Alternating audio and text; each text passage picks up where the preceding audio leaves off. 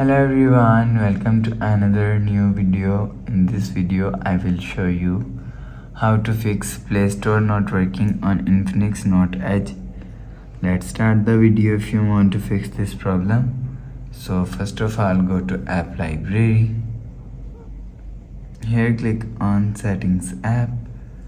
Now in Setting, scroll down and click on App Management. After click on App Management, click on App List.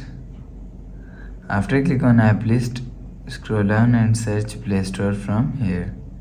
Click on Play Store and click on Storage and Cache if you want to fix this problem. So Clear Cache Play Store app. After Clear Cache Play Store app, you will see a problem is solved. But if it not solved, so check your internet connection. Internet connection is work properly, you will see your problem is solved. But if it doesn't fix this problem, so last solution is restart phone. Just click and hold side power button and click on this restart icon. Again tap on this restart icon, you will see phone is restart. After restarting, enter phone pin, you will see your problem is solved.